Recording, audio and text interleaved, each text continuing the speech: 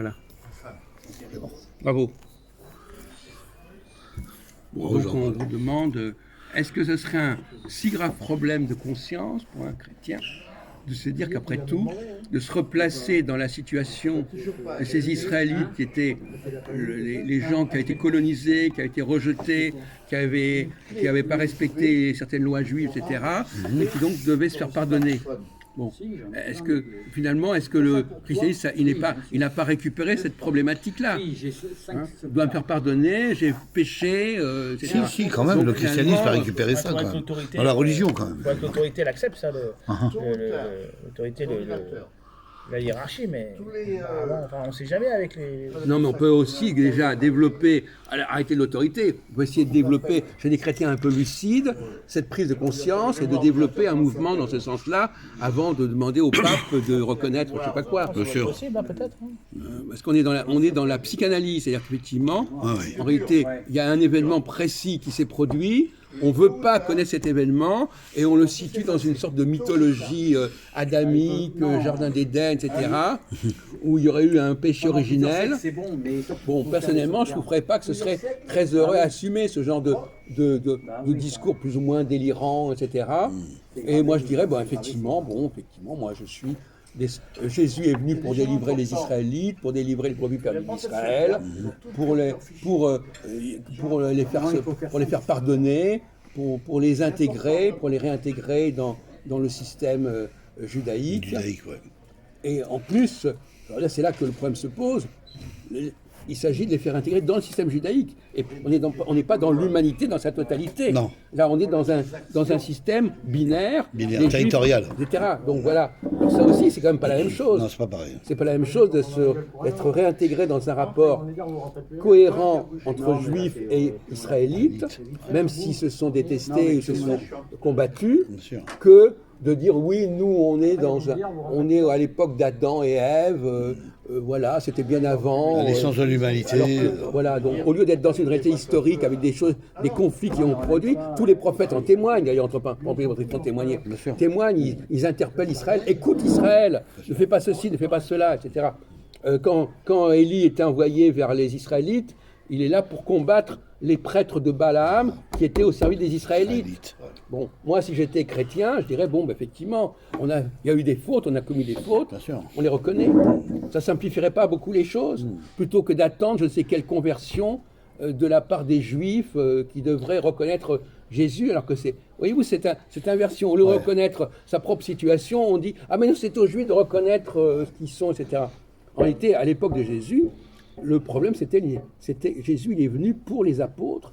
Les apôtres étaient pas juifs. C'est ça, Jacques. Il a fait presque 90% de ses miracles. Il les a fait en Galilée. En Galilée. Il les a fait autour du lac de Tibériade, à Capharnaüm, etc. Bon, alors c'est pas la peine de nous dire oui, mais il a quand même eu des petits problèmes avec Jérusalem, etc., etc. Bon, effectivement. Alors parlons de l'étoile des mages, par exemple. Qu'est-ce que vous en pensez de l'étoile des mages? C'est l'étoile qui annonçait la venue du Messie, là, sa naissance. Alors, qu'est-ce que vous en pensez de cette... Ces mages se dirigeaient, c'est l'étoile des mages, oui. Oui, alors justement, est-ce que ça vous paraît, vous n'êtes pas astrologue, vous apparaît clair comme discours? Apparemment, c'est les trois, il y a un pouvoir, d'après certains, il y a un pouvoir caché. Attendez, il est là, lui. Assez fermé, où qui serait comme une ressemblance de la Trinité sur Terre. Et ces trois mages représentent ces trois rois qui viennent adorer le Messie. Voilà. Et qui lui amènent l'encens, la myrrhe et la... L'encens, la myrrhe et... C'est quoi le troisième déjà? Non, mais c'est pas grave, c'est pas un problème. Et les trois mages, on ne peut pas me demander comment ils s'appelaient, on s'en fout complètement. Melchior. Non, mais d'accord, Balthazar, etc. Alors, donc, l'étoile des mages, pour vous, c'est quoi l'étoile des mages? C'est une étoile comme ça? C'est une étoile dans le ciel, oui, qui est apparue, une étoile qu'on avait jamais. C'est vraiment les mages savaient que quand cette étoile viendrait, c'est vraiment le signe. Cette étoile qui est apparue très brillante, en dehors des eaux Alors après, c'était une sorte de comète, on ne sait pas trop, enfin bon, qui vient pour montrer que la venue du Messie. Bon, alors, je voudrais quand même et qui leur indique l'endroit, parce qu'ils vont jusqu'à Jérusalem, jusqu'à Bethléem. Mais je reviens toujours, c'est une question beaucoup plus délicate que ça. bon, astrologiquement, qu'est-ce que c'est que cette étoile des mages? Qu'est-ce que ça se passe comme ça d'habitude? Parce que, vous comprenez, mon cher ami, quand on étudie un phénomène comme ça, Et vous, en tant qu'astrologue, qu'est-ce que vous pensez de la planète X, la fameuse planète cachée qui fait les tremblements de terre et qui... Attendez, on peut rester dans notre sujet, excusez-moi. La question, c'est quand l'étoile des mages, la question de savoir, est-ce que c'est un phénomène, est-ce que c'est un scénario qui existait? À quel scénario ça existait? Parce qu'il y a toujours une influence. D'où il vient ce scénario? En tous les cas, ce scénario, c'est pas les Israélites qui l'ont mis. Ils étaient déjà, ça fait longtemps qu'ils étaient. Ça vient des chrétiens, c'est l'histoire qui est racontée par les contemporains du Christ. Non, mais c'est un scénario qui était beaucoup plus ancien que les chrétiens, au contraire. Le scénario, à savoir qu'il y a, à l'époque, attendez, pas n'importe quoi, parce que ça fatiguerait là. Alors, le scénario, c'est le fils du prince. Par exemple, quand Louis XIV est né, il n'était pas encore Louis XIV. Il est dans quelle année, Louis XIV? 1300 quelque chose, non? Combien? Louis XIV, 1300 1400 quelque chose. Bon, c'est pas que Louis XIV, c'est le... Comment? 1600. 1600 déjà. Ah oui, non mais je sais pas, vous vous rendez pas compte, non mais... 700... Voilà, ouais, exactement, si tard que ça, ouais. Mais oui, non mais vous le faites naître à quelle époque? Saint-Luc. Vous le faites naître à l'époque de François Ier ou de Charles V ou je sais pas quoi. C'est en 1638 qu'il est né, Louis XIV. Ben, c'est comme... Non mais c'est... Voyez-vous, on pose des questions absolument naïves et on entend des trucs énormes. Vous connaissez pas, à 3 siècles près, à quelle époque a vécu Louis XIV? C'est vrai qu'avec Louis XIV, j'ai toujours eu plus de problèmes. Ah ouais, Par mais là, rapport c'est à... beaucoup, quand même. Non, mais si vous avez un problème avec Louis XIV, vous avez des problèmes avec tous les rois de France. Parce que c'est avant ou après. Il y a des rois de France, c'est à peu crois que près... c'est un Français qui a un des Mais problèmes. ça, là, j'ai fait... Quoi? Louis XIV, je sais pas pourquoi, je le mets toujours en... Je le vois pas à son époque. Attendez, normalement, il y a des chiffres. Alors Louis XIV, il est venu après Louis XIII, apparemment. Et Louis XIV, il est venu avant Louis XV. Enfin, il y avait Henri IV, tout ça, oui. Oui, donc, je comprends même pas très bien. Là, vous êtes on a vu le même problème avec Gilles. Grand-père. On avait eu un problème avec Ouais. Gilbert l'autre jour, le chauffeur de taxi, là. On avait vu qu'il connaissait absolument pas l'histoire de France, l'histoire des rois de France. Mais on se disait, bon, Oui, il a des excuses. Il vient d'Espagne, je sais pas quoi, mais vous n'avez pas d'excuses. Non. Bon. Mais qu'est-ce que c'est que cette histoire de Louis XIV? Vous le faites. Alors, Non, je sais pas. Non, oui, c'est vrai, j'avais mal compris. ouais, vous avez mal compris. Louis XIV, en 1638, c'est ça, alors? Quoi, qu'est-ce qu'il y a à 1638? Il est mort en quelle année, Louis XIV? Bah, il est mort... 1715. Non, non, souffle. Vous avez raison, mais 1715. oui, non, mais d'accord, merci, bravo, Il connaît merci. son histoire, Luc. Hein, je suis désolé. Non, mais c'est... Ah bah lui, c'est... Tu le connais, heureusement qu'il est là. Comment ça, heureusement, de toute Godefroy de façon. Bouillon. Ouais. Bon, Je sais pas, je parie. alors Louis XIV, Godefroy de Bouillon. Ouais, Bonne réponse. Tu sais qui c'est? Godefroy de Bouillon, oui, il a fait les croisades, tout ça. quand même. oui, non, mais quand même. Simon de Montfort. Avec Contre les Richard et Cathares. tout ça, ils étaient là, non? C'est la Richard fine Cœur de équipe. Lion, oui. La fine équipe, hein. D'ailleurs, ils ont fait un fromage maintenant. Oui, t'as le droit d'y croire. Bon, alors, Louis XIV, qu'est-ce qui s'est passé quand il est né, Louis XIV? Eh ben, qu'est-ce qui s'est passé? Eh bien, on a envoyé un astrologue Ah ouais? pour regarder comment était le ciel à sa naissance. Ah d'accord. Eh oui. Et qu'est-ce qu'ils ont vu? Eh ben, ils ont dressé la carte du ciel à la naissance de Ils ce... faisaient ça à chaque fois, non? Oui, mais c'est pour dire que l'histoire d'étoiles des mages, c'est le même principe. Les astrologues ont toujours été invités lorsqu'il y a un roi qui Non, est mais né... là, c'est différent, parce que là, c'est le roi du monde, là. Là, c'est Attendez, non, vraiment mais attendez, l'incarnation du on Verbe, parle là. pas... Attendez, Et il vient de manière arrêtez cachée. s'il vous plaît. Arrêtez, on vous parle d'un truc qui a été emprunté. Un emprunt, ça, c'est décalé, après ça a décalé. Alors, le roi du monde, on s'en fout pas. Un Le emprunt, c'est pas la version originale. schéma lui-même, c'est ça.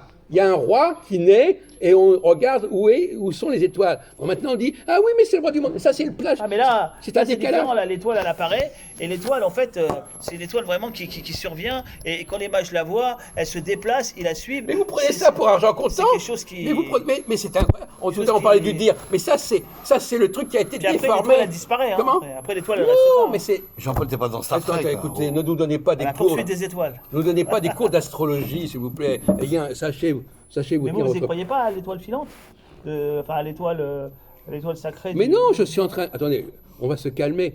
On est en train de dire simplement que c'est un schéma qui est Vous mangez repris... quand même la galette. Vous avez mangé de la galette à frangipane. C'est déjà ça. Je vois pas le rapport. Non, mais c'est pas la peine. On n'a pas besoin des provocations, ça marche pas. Alors, donc, on a un schéma qu'on retrouve ici, Ouais.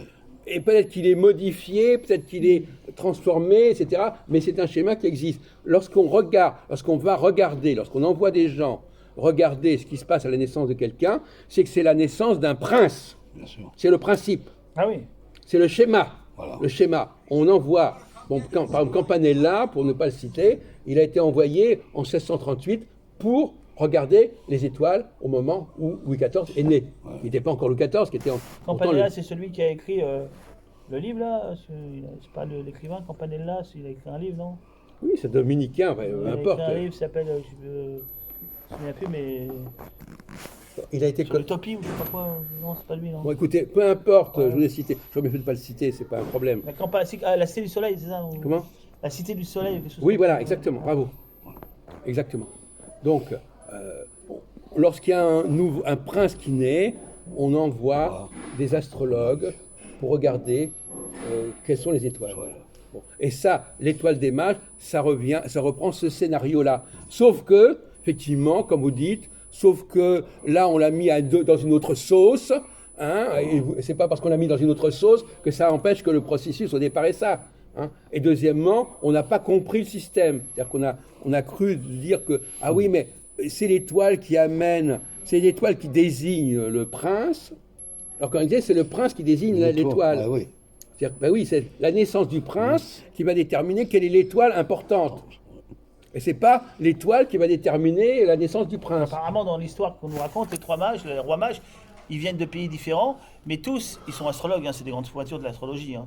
Ils sont très puissants, et ils voient l'étoile, ils la reconnaissent, et ils la suivent. Et comme l'étoile, elle les conduit tous au même endroit, un point fixe, c'est-à-dire où va naître le Messie, bah, ils se retrouvent là-bas, ils se reconnaissent, ils font... Mais ça n'est pas ça, c'est pas vraisemblable. Le schéma de base, c'est pas ça. Le schéma de base, et après, ils c'est... devaient voir le prince, là, qui voulait tuer tous les enfants, mais...